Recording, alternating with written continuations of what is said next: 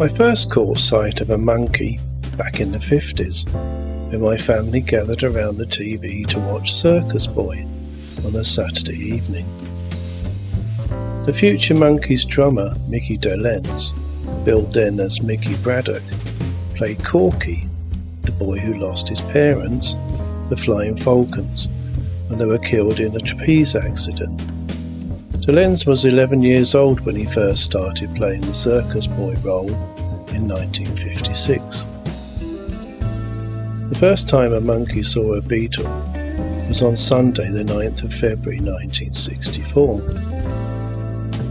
Future Monkee Davey Jones, appearing as the Artful Dodger in Lionel Bart's hit Broadway musical Oliver, was in the cast on the same day the Beatles were presented to an American audience in that historic Ed Sullivan show. Jones said of that night, "I watched the Beatles from the side of the stage. I saw the girls going crazy, and I said to myself, this is it, I want a piece of that." Davey Jones was one of 3 child actors that played the role of the Artful Dodger, who went on to become pop and rock stars. Steve Marriott was a child actor, noted for both playing Oliver and the Artful Dodger in Lionel Bart's stage production Oliver. He is also featured on the soundtrack album. Steve, however, found stardom with English 60s mod band The Small Faces and Humble Pie, known as one of the first supergroups of the late 1960s, and found success on both sides of the Atlantic in the early 1970s. Phil Collins played drums from the age of 5 and completed drama school training, which secured him various roles as a child actor. One of them coincidentally being as an extra in the Beatles' first 1964 feature-length film A Hard Day's Night. Fancy that, with his major role at age 13 as the Artful Dodger, again in Lionel Bart's London West End musical Oliver. After advertising in the Melody Maker magazine, the prog rock band Genesis hired Phil Collins as their drummer in August 1970. As I've mentioned the musical Oliver several times, I ought to explain for those who haven't heard of it that it's Lionel Bart's musical based on Charles Dickens' novel Oliver Twist. Despite his musical genius and not being able to read or write music, Bart played a highly influential role in the early British pop scene. He wrote some of the first British rock and roll #1 hits. These included Rock with the Caveman for Tommy Steele, who was one of Larry Parnes' acts, as well as Marty Wilde. Parnes gave his stable of male singers stage names that represented their assumed sexual characteristics. For example, Marty Wilde, Vince Eager, and Johnny Gentle, to name just a couple of Parnes' boys. Bart also wrote Living Doll, which was the first #1 for British Elvis wannabe Cliff Richard, which topped the UK charts in 1959.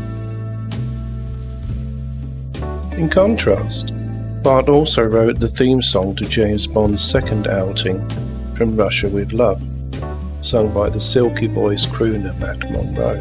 As a kid, I saw Matt Monroe perform at an End of Pier show in Great Yarmouth in the 60s, and was surprised to see he was quite a little bloke, who possessed a big voice, of course.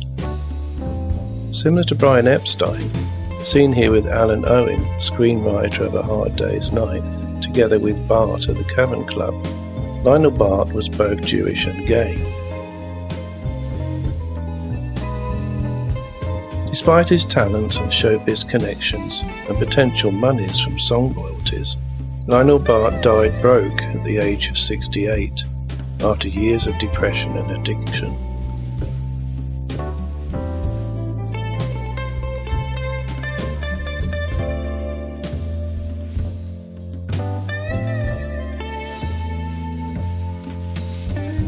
So back to the Monkees and child actor Davey Jones. Davey appeared as Colin Lomax on Coronation Street in 1961, playing the cheeky grandson of Ina Sharples, played by Violet Carson, and the son of Vera Lomax, played by Ruth Holden. Nina Sharple's character appeared in the first ever episode, broadcast on the 9th of December 1960, and stayed with the show until the 2nd of April 1980. She was one of the main characters during the 1960s.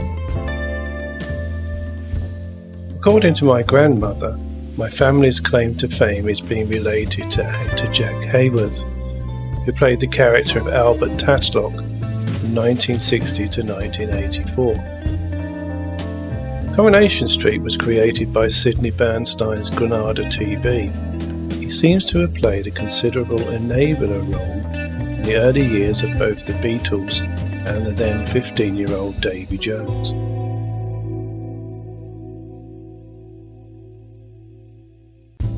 The Monkees' first album was recorded between the 5th and the 25th of July 1966 and was released in October 1966 after the premiere of their 12th of September TV show that year. Famously, the newly created group were not permitted by their management to perform as a working band on their debut album.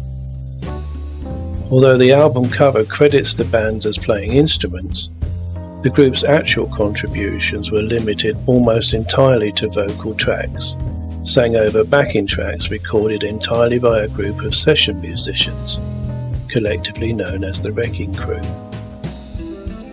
The most famous among them being Glenn Campbell, who went on to have his own singing career, and Billy Preston, who helped out the Beatles on their Let It Be sessions, and the legendary drummer Hal Blaine, who had played on Beach Boy Brian Wilson's introspective masterpiece Pet Sounds just a few months earlier, with other Wrecking Crew members including Carol Kaye, one of the most prolific recorded bass guitarists in rock and pop music.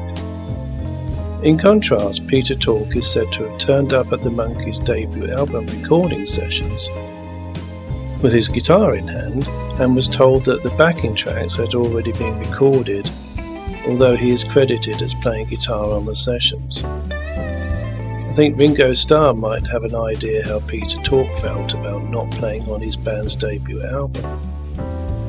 Session drummer Andy White temporarily replaced Ringo Starr on drums for the Beatles' first single, Love Me Do, and its B-side, P.S. I Love You, both of which also appeared on the Beatles' debut album, Please Please Me.